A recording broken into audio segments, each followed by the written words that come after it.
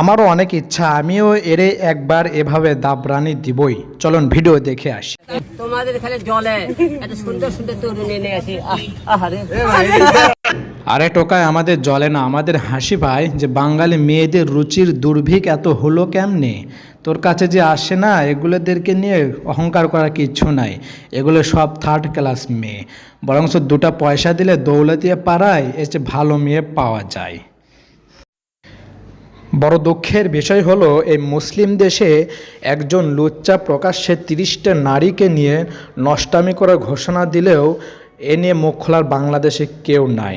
চলুন আপনারা আগে দেখে আসেন এর নষ্টামিগুলো। একজন মেয়েকে কিস করার পরে এর অঙ্গভঙ্গিগুলো কেমন করে দেখেন। আপনারা দেখেন এই সাথীকে এখন কিচ করবে, কিচ করার পরে লুচ্চার অঙ্গভঙ্গিটা কেমন দেখছেন, খেয়াল করেন। এর লুচ্চামি এভাবে দিন দিন বেড়ে যাচ্ছে। তার আরও নষ্টামিগুলো আপনারা দেখেন, এর হাতটা ইচ্ছা করে ওখানে হাত দিচ্ছে এবং তার কিন্তু খেয়াল আছে।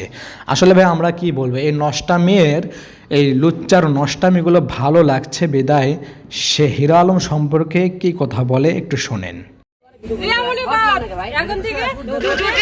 সে হয়তো বলতে চেয়েছে, রিয়ামণি বাদ, এখন থেকে হিরো আলম আমার সাথেই খেলবে নিয়মিত।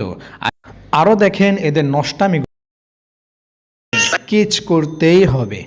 মনে হয় হিরো আলমের মুখের গন্ধ, তাই মেয়েটি একটু মুখটা ভেটকিয়ে তুলেছে।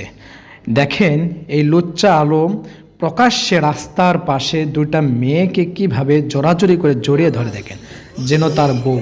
এমন শুরু করেছে এই লুচ্চা যেন লাথিয়ে পেটটা ফাটিয়ে দেয়। যে অবস্থায় থাক, সুযোগ পাইলে চুম্মা একটা খেতেই হবে। এখানে দেখেন কিস করে, দেখেন জিবা চটকায়, দেখছেন ভাই। এই বাংলাদেশে যে অবস্থা শুরু করেছে, একে যদি প্রতিহত না করা যায়, এই যুব সমাজটা ধ্বংস হতে বেশি দিন লাগবে না। তাই আমি আপনাদেরকে অনুরোধ করব, একে যেখানেই দেখবেন আপনারা প্রতিহত করার চেষ্টা করবেন ইনশাআল্লাহ।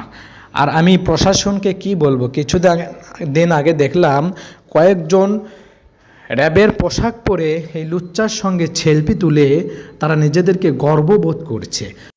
এই দেখেন বিখ্যাত ব্যক্তির সঙ্গে বিখ্যাত ব্যক্তির সেলফি। আপনারাই বলুন, র্যাবের কি মান সম্মান আছে?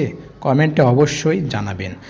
আর আমি আপনাদেরকে আবারও বলছি, একে যেখানেই পাবেন প্রতিহত করার চেষ্টা করবেন। আর আমি পাইলে তো দাবরানি একটা দিবই। একবার ভেবে দেখুন, প্রকাশ্যে যার এত নষ্টামি, সে আড়ালে কি এদেরকে না খেয়ে ছেড়ে দিয়েছে? আর আপনারা সবাই নষ্টা মেয়েদেরকে চিনে রাখুন। জানি না এরা কোন পরিবার থেকে উঠে এসেছে। আর এদেরকে বিয়ে করার আগে একবার ভেবে চিন্তেই বিয়ে করবেন সবাই।